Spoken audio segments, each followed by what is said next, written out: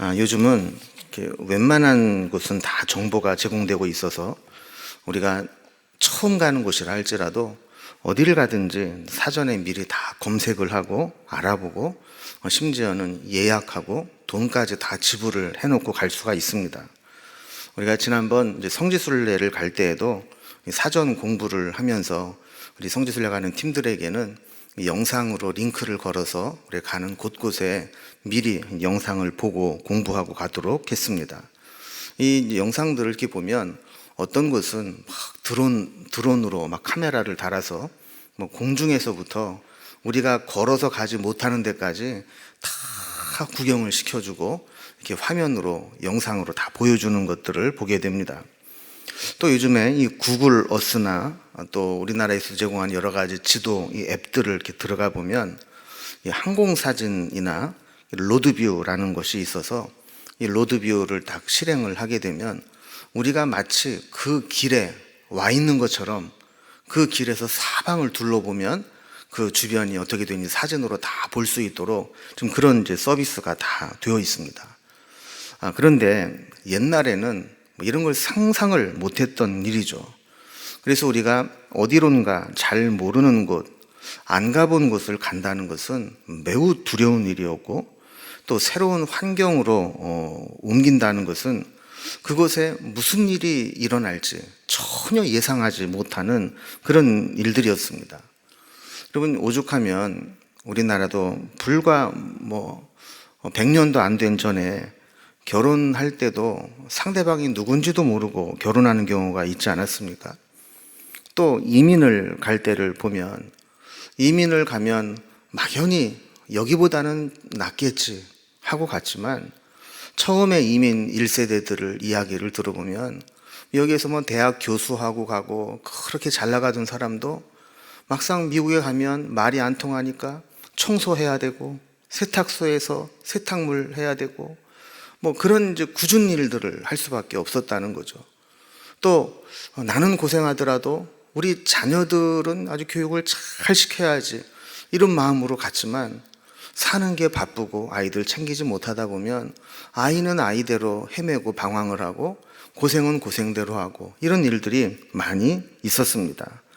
그래서 새로운 곳으로 간다는 것은 참 두려운 일이었고 또 그곳에 가서도 이게 잘 된다는 보장이 없는 그런 상황이었죠.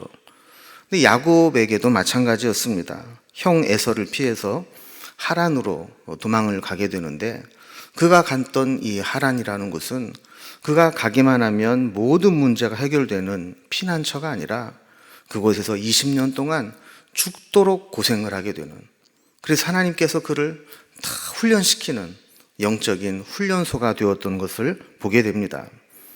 야곱은 형 에서의 이 위협으로 정든 고향 그리고 부모님의 집을 떠나서 도망을 나왔죠.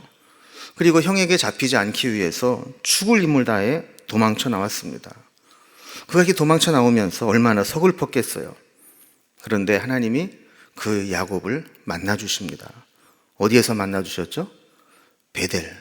이 베델에서 야곱을 만나 주신 겁니다. 원래 그곳의 이름은 루스라는 지명을 가지고 있었는데 야곱이 하나님을 만난 그 사건이 얼마나 귀하게 여겨졌든지 야곱은 그곳 이름을 베델이라, 하나님의 집이라 이렇게 이름을 바꾼 것을 보게 됩니다. 하나님을 만나고 나니까 그 두려움 속에 새우잠, 쪽잠을 취하고 노숙을 했던 이 야곱이 힘을 얻습니다.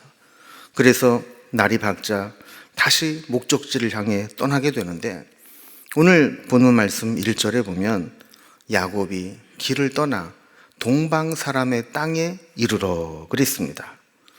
여기 보면 길을 떠나라는 말이 있잖아요. 근데 이 길을 떠나라는 말의 원어적인 의미는 발을 들어 올렸다 이런 의미예요. 그러니까 하나님을 만나고 나니까 이 야곱이 힘이 나는 겁니다. 그러니까 마치 발을 들어 올리듯이 힘차게 다시 움직이기 시작했다는 거예요. 길을 떠나기 시작했다는 거예요. 우리가 지난 시간에 살펴보았지만 그가 있었던 밧단 아람에서부터 하란까지 약 800km 되는 거리라고 하지 않았습니까? 그 당시로 보면 엄청나게 먼 거리죠. 이 800km나 되는 곳을 그가 힘차게 달려가게 되었던 겁니다. 그래서 동방 사람의 땅에 이르렀다 그랬는데, 이 동방 사람의 땅이 어딘지 구체적인 지명은 나와 있지 않아요. 그러나 이 여러 가지 정황상 볼 때 그가 가려고 했던 목적지였던 하란의 외삼촌의 집에서 그리 멀지 않은 곳, 그래서 이 라반이 양을 치러 오면서 물을 먹이는 우물이 있는 그곳에 도착을 하게 된 겁니다. 야곱이 처음에는 거기가 뭐 하란이고 외삼촌 집인 줄을 몰랐어요. 그냥 외삼촌 집을 찾아서 가다 보니까 우물이 있었고, 우물에서 사람들을 만나게 되었고, 거기에서 이것저것 물어보다 보니까 내가 잘 찾아왔구나, 이거를 알게 된 것이죠. 우물에 도착했더니 양떼가 세 떼가 이렇게 모여 있는 겁니다. 그래서 왜 이렇게 모여 있냐 그랬더니, 이 양떼에게 물을 먹여야 되는데 이 우물은 공동 관리하는 우물이라 뭐 그냥 아무나 와서 막 물을 먹일 수 있는 게 아니고, 모든 목자들이 다 모이면 그때 이 우물에 이 돌 뚜껑을 열고 한꺼번에 물을 다 마시고 다시 닫아 놓는다는 거예요. 자, 이런 이야기를 듣게 되었을 때 이 야곱은 이곳이 바로 그 당시에는 뭐 우물이라는 게 얼마나 귀합니까? 그러니까 만약에 뚜껑을 안 닫아 놓으면 자칫 이물질이 들어갈 수도 있고 또 짐승이나 이런 것들이 빠질 수도 있으니까 그걸 이제 뚜껑으로 이제 막아놓고 공동 관리를 하고 있었던 것을 알게 된 거죠. 자, 그러면서 이제 기다리면서 거기에 있었던 목자들에게 궁금한 걸 묻습니다. 네, 형제요, 어디서 왔느냐? 그랬더니 하란에서 왔다는 거예요. 자기가 지금 하란을 좀 가야 되는데 하란에서 왔다는 거예요. 얼마나 반가웠겠어요. 내친김에 더 물어봅니다. 혹시 그러면 하란에 나홀의 손자 라반을 아느냐? 이렇게 물어봤어요. 그랬더니 안다는 거예요. 또 물어보는 거죠. 그분이 평안하냐? 잘 지내고 있냐? 물었더니 평안하다는 거예요. 그리고 물어보지 않았던 한 가지 정보를 더 주는데, 여기 우물에 오는 이 양떼를 끌고 오는 사람 중에 그 라반의 딸도 양떼를 몰고 온다는 겁니다. 그러니까 이 야곱은 지금 외삼촌 라반을 찾아가는데 힘들여 찾지 않아도 이 우물에만 기다리고 있으면 라헬이 알아서 이곳에 양떼를 몰고 오면 만나게 되고, 그를 따라가면 외삼촌의 집에 갈 수 있게 된 겁니다. 그래서 7절에 보면 야곱이 거기 있는 이 목자들에게 이렇게 이야기합니다. 야곱이 이르되 해가 아직 높은즉 가축 모일 때가 아니니 양에게 물을 먹이고 가서 풀을 뜯게 하라 그럽니다. 자, 여기 보면 해가 아직 높다, 이 얘기는 뭐냐면 아직 낮 시간이 길게 남았다는 거예요. 이걸 보면 그 당시에 이 목자들은 낮에 여기저기 풀밭에 양떼를 몰고 가면서 풀을 먹이고, 그리고 배불리 먹인 다음에 아마 저녁 때쯤 되어서 이 우물에 모여서 같이 물을 먹이고 우리로 들어갔던 것 같아요. 자, 그런데 여기 보니까 세 떼나 모여 있는데 아직 이 양떼들을 데리고 나가면 풀을 먹일 수 있는 시간이 충분하고 넉넉한데도 이 양떼를 이끌고 있는 목자들은 그냥 거기에 버티고 있는 겁니다. 그러니까 이거를 보면 자기 양이 아닌 거죠. 자기 양 같으면 조금이라도 더 먹이고 조금이라도 더 이 살을 찌우고 건강하게 하려고 할 텐데, 이 사꾼 목자다 보니까 그냥 시간만 때우는 거예요. 자, 이 모습을 이렇게 보고 있으면서 이 야곱이 그러지 말고 지금 시간이 많으니까 이 양떼들을 데리고 와서 한 번 더 풀을 먹이고 돌아오면 그때 같이 우물을 열 수 있을 거다, 이렇게 얘기를 하는 겁니다. 이 주석가들은 이 장면을 보면서 두 가지로 해석을 합니다. 왜 야곱이 오지랖도 넓어서 남의 목자들의 일까지 저렇게 간섭을 하고 뭐 더 풀을 먹이고 오라 이렇게 했느냐? 그래서 두 가지로 해석을 하는 거예요. 하나는 이 야곱의 부지런한 성품상 이 목자들이 그렇게 나태하고 안일하게 게으르게 시간만 때우고 있는 게 마음에 안 들었다라고 본 겁니다. 그러니까 아직 몇 번을 가서 풀을 먹이고 올 수도 있는 시간인데 그냥 시간만 버리고 노다거리고 있으니까 니들이 그러면 안 되지 않느냐. 그래서 좀 내보냈다라는 거예요. 나중에 야곱이 한 달 동안 일을 하는 동안에 라반이 야곱의 일을 하는 모습을 홀딱 반하지 않습니까? 그래서 너 나랑 같이 일하자, 너랑 같이 있자 이렇게 말할 정도로 이 야곱의 이 부지런한 성품상 그렇게 했을 것이다 해석하는 게 하나 있습니다. 자, 그리고 또 하나의 해석은 뭐냐면 이 라헬이 어떻게 보면 자기의 신부감이 될 수 있잖아요. 지금 엄마 리브가가 자기를 라반의 집에 보내면서 그 집의 딸 중에서 며느리감을 얻도록 보낸 건데, 그렇다면 저 라헬이 내 부인이 될 수도 있는데, 그렇다면 사람들 많은 데서 이렇게 공식적으로 만나다 보면 할 말도 못하고 그럴 수 있는데 이 목자들 좀 다 내보내고 라헬하고 단둘이 좀 만나고 싶다, 이런 마음이 있어서 내보내려고 하는 계산이 있었을 것이다, 이렇게 이제 추측을 하는 사람도 있습니다. 근데 어쨌든 이 야곱은 이 먼저 와 있는 이 목자들에게 좀 자리를 좀 비켜주도록 좀 나가도록 이렇게 제안을 했는데 이 목자들이 거절을 합니다. 그러면서 그 우물은 이 공동 규약상 이렇게 우리가 세 팀 왔다고 먼저 열고 먹고 이럴 수 있는 게 아니다, 다 모여야 하는 거다, 이러면서 거절을 해요. 자, 이렇게 이제 자신의 계획이 틀어지고 있을 때 9절에 보면 라헬이 자기 아버지 양떼를 몰고 우물가에 도착합니다. 여기서 야곱이 라헬을 처음 보게 됩니다. 그런데 이 야곱이 그 라헬을 보는 순간 마음을 뺏겨버려요. 그래서 거기에서 이 금사빠라고 그러죠. 금방 사랑에 빠지는 사람, 이 라헬을 보고 마음을 확 뺏겨버리고, 이 아마 외갓집이라 그 엄마랑 이미지가 비슷해서 그런지 어쨌든 이 야곱이 라헬에게 사랑을 느끼게 됩니다. 그래서 10절에 보면 이 야곱이 오바를 하는 거예요. 막 이 사랑하는 여자, 마음에 든 여자가 있으니까 막 흥분을 하고 오바를 하는데, 그럼 10절을 한번 보면요, 야곱이 그의 외삼촌 라반의 딸 라헬과 그의 외삼촌의 양을 보고 나아가 우물 아귀에서 돌을 옮기고 외삼촌 라반의 양떼에게 물을 먹이고 그랬어요. 여러분, 이거는요, 자칫 잘못하면 그 목자들에게 몰매를 맞을 수도 있는 상황입니다. 여러분, 그 당시에 이 우물의 규약이 어떻게 됐다고요?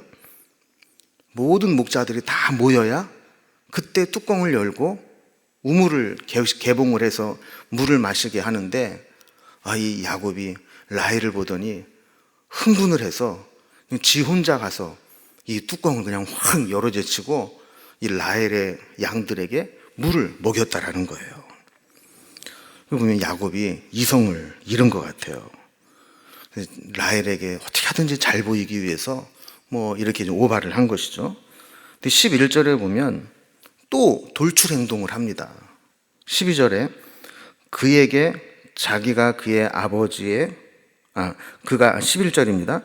그가 라헬에게 입맞추고 소리내어 울며 그랬어요.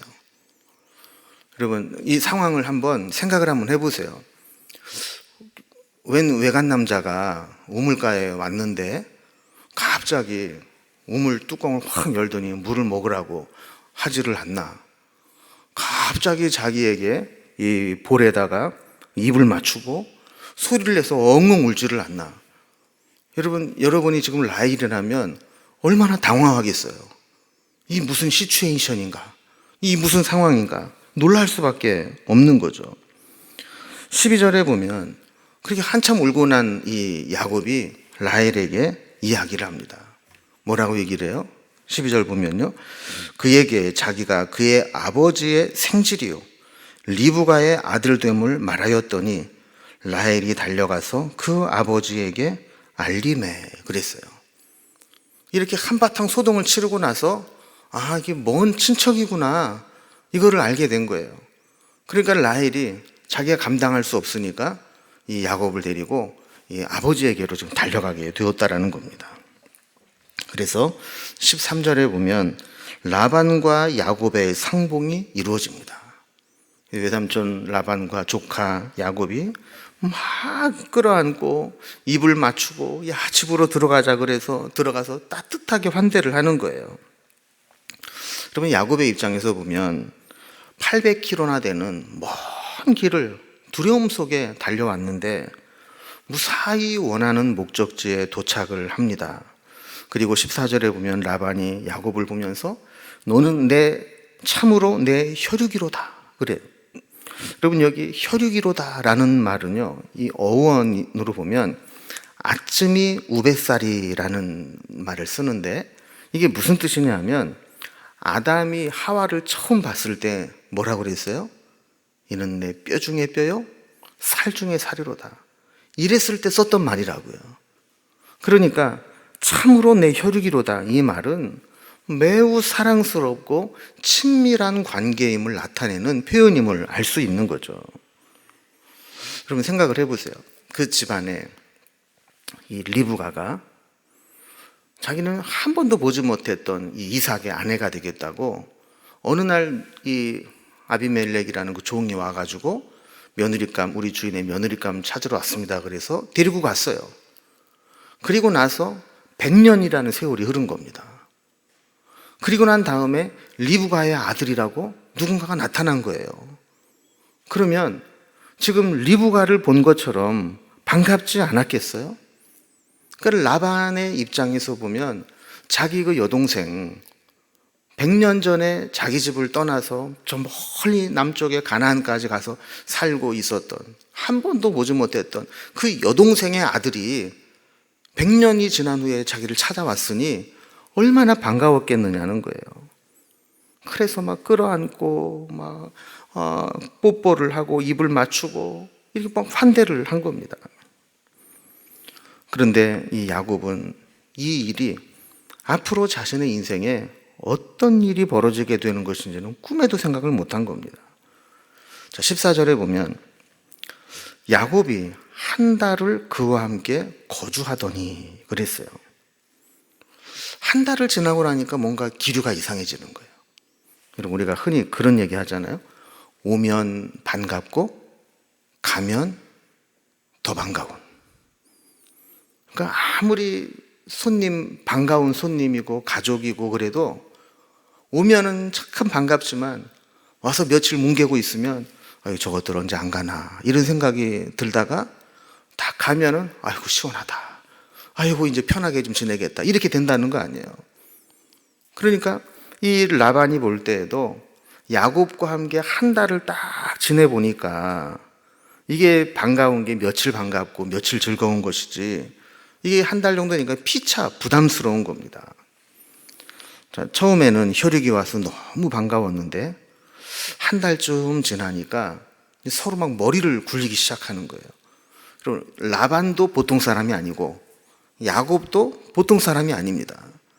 그러니까 야곱도 내가 여기 와서 딴 데 갈 데는 없고 여기서 어떻게든지 붙어가지고 내가 잘 있어야 되는데 이런 마음이 있었고, 라반도 이 야곱을 보면서 이 저놈이 와가지고 도대체 우리한테 이득이 될까 손해가 될까 이런 거를 지금 이제 살펴보고 계산을 굴리고 있는 거죠. 근데 라반이 한 달 동안 이 야곱이 하는 것을 가만히 보니까 이게 가진 거는 없지만 이 보통 내기가 아닌 거예요. 거기다가 자기 딸 라헬을 보는 눈이 심상치 않아요. 그래서 라반은 라반대로 어떤 생각을 하냐면 요놈 잘 부려먹을 수만 있으면 아주 우리 집에 욕이 날 것 같다, 그런 생각을 하게 된 거죠. 그래서 제안을 합니다. 15절에 보면 라반이 야곱에게 이르되 네가 비록 내 생질이나 어찌 그저 내 일을 하겠느냐, 내 품삯을 어떻게 할지 내게 말하라. 한 달쯤 지나고 나니까 아까운 겁니다. 요놈 붙잡아두고 싶다. 어떻게 하면 붙잡아둘 수 있을까? 지금처럼 그냥 밥만 먹여주고 일하라 그러면 요놈이 또 딴 데로 갈지도 있으니까 아예 붙잡아둬야 되겠다, 계약을 해야 되겠다, 품삯을 얼마나 주면 너에게 있겠느냐, 이러고 그냥 물어본 거죠. 그 16절부터 보면 이제 그 중간에 라반의 두 딸을 이제 소개합니다. 근데 큰 딸 레아는 시력이 약했다 이렇게 설명을 하고, 또 동생 라헬은 곱고 아리따웠다 그래요. 여러분, 시력이 약했다라는 것은, 여러분 요즘에는 안경이라는 게 있어서 시력이 좀 나빠도 뭐 큰 장애로 여기지 않습니다. 안경 쓰면 생활하는데 크게 불편하지 않아요. 그런데 그럼 제가 예를 들어서 어쩌다가 안경을 안 쓰고 나왔다. 그럼 보이는 게 없잖아요. 그러면 안 보이면 뭔가 보려고 할 때 어떻게 될까요? 인상을 이렇게 쓰게 되겠죠. 그 당시에 안경도 없고 교정할 수 있는 것도 없었던 당시에 눈이 나빴던 이 레아는 아마도 이렇게 뭔가를 이렇게 보기 위해서 눈을 이렇게 찌푸려야 되고, 이렇게 계속 찌푸리다 보면 인상이 안 좋아질 수밖에 없었던 거죠. 여러분, 사람이 그렇잖아요. 아주 예쁘고 또 잘생긴 사람도 인상이 아주 더러우면 정이 안 간다고요. 그런데 또 반대로 생긴 거는 별론데 아주 인상이 아주 밝고 좋으면 호감이 가는 경우도 있잖아요. 그러니까 레아는 이 눈이 나쁜 것 때문에 인상이 이렇게 안 좋았던 것 같아요. 그리고 더 나아가서, 여러분, 눈이 나쁘면 야외 활동을 잘 못합니다. 그러니까 집 안에서 그냥 제한된 공간에서 제한된 활동밖에는 못하는 거죠. 그렇게 되다 보면 몸매가 어떻게 되겠어요? 자유롭게 운동하고 막 다니는 사람 같지 않게 좀 펑퍼짐해지겠죠.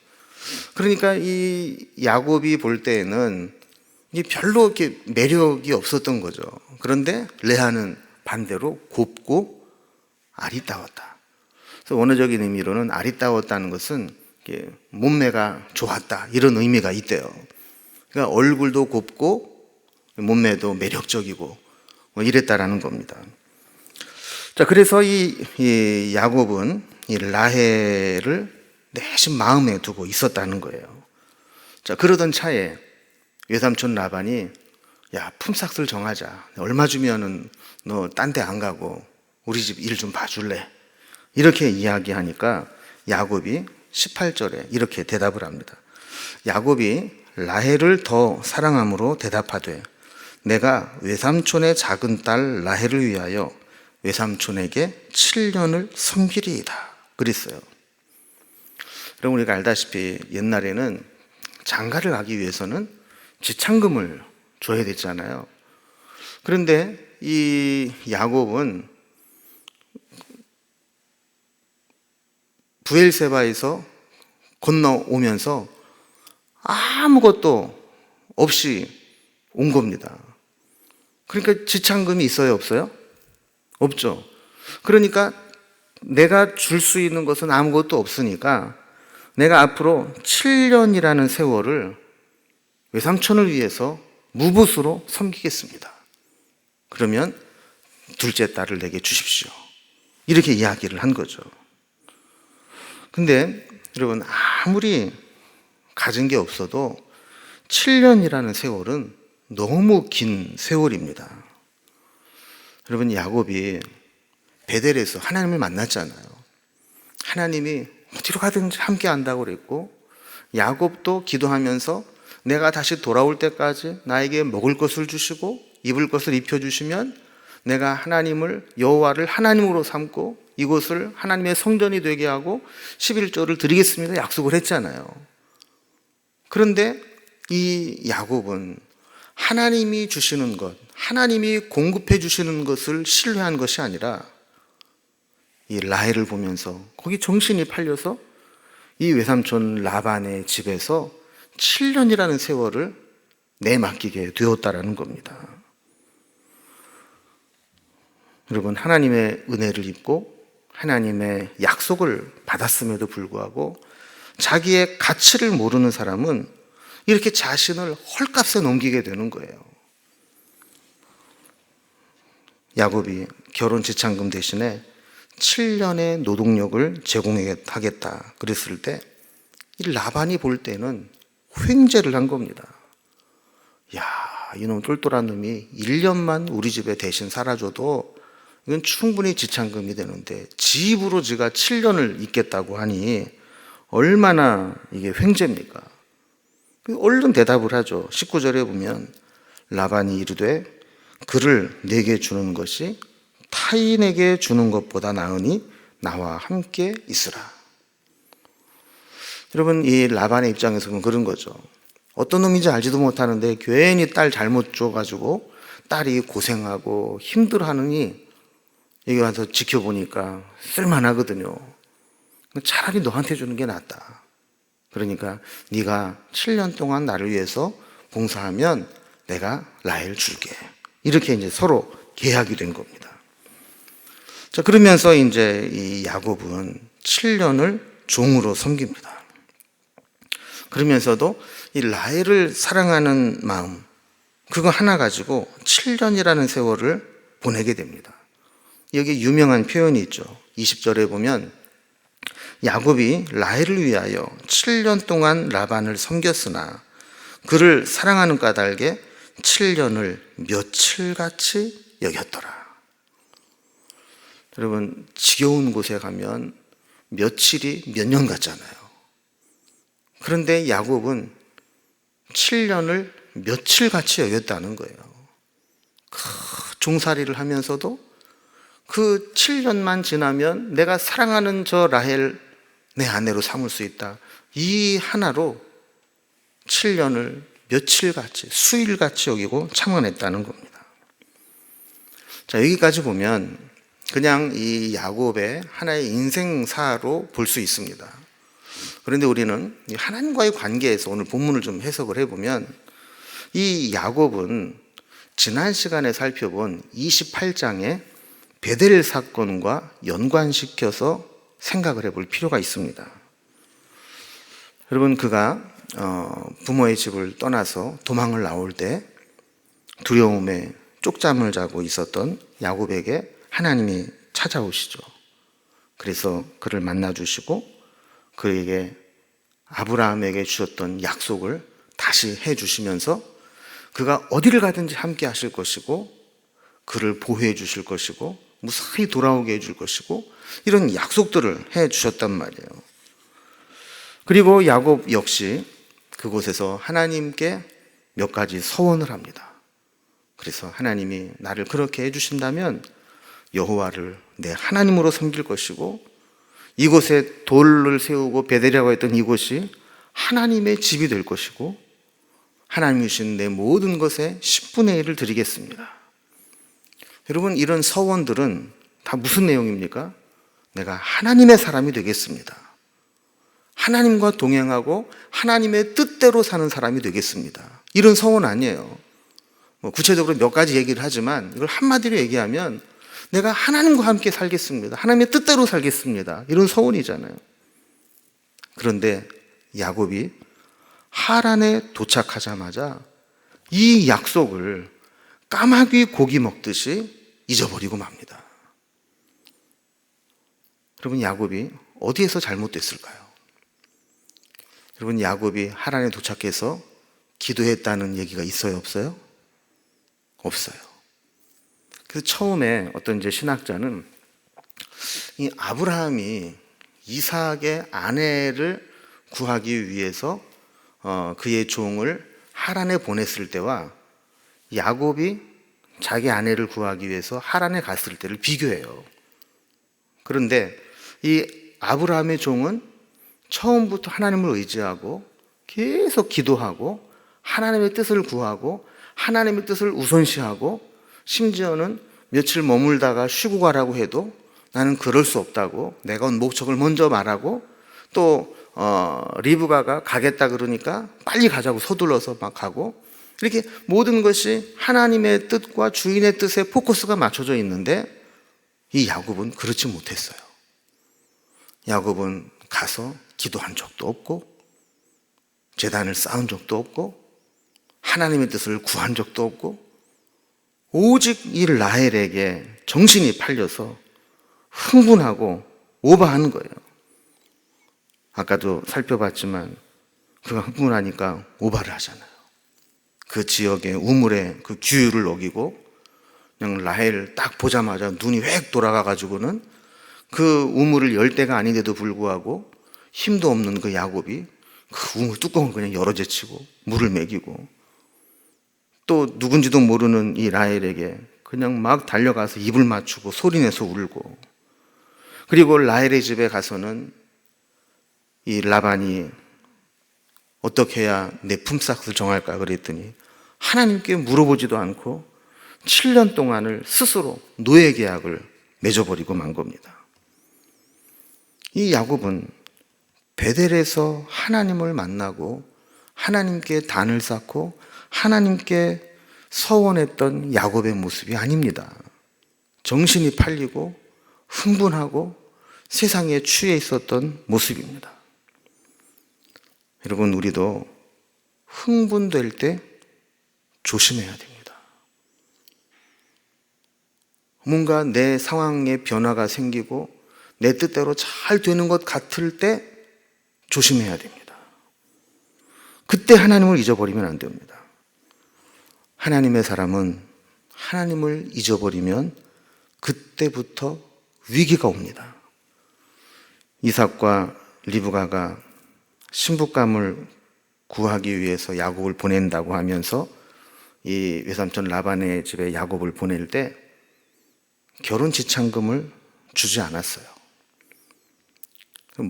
목적은, 눈에 보이는 목적은 그곳에 가서 신부감을 구하기 위해서 보낸다고 보냈지만, 사실 이 리브가와 또 이삭의 마음에는 결혼을 시키려고 보낸 것도 있지만 잠깐 에서의 그 분노의 소나기를 피하고 오라는 거였어요.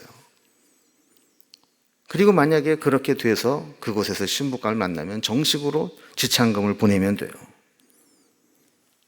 그런데 야곱은 하나님의 뜻을 생각하지 않고 그저 자기가 마음에 끌리는 대로 다 결정을 해버리고 그곳에서 여기가 내가 살 길이다라고 정해버리고 맙니다.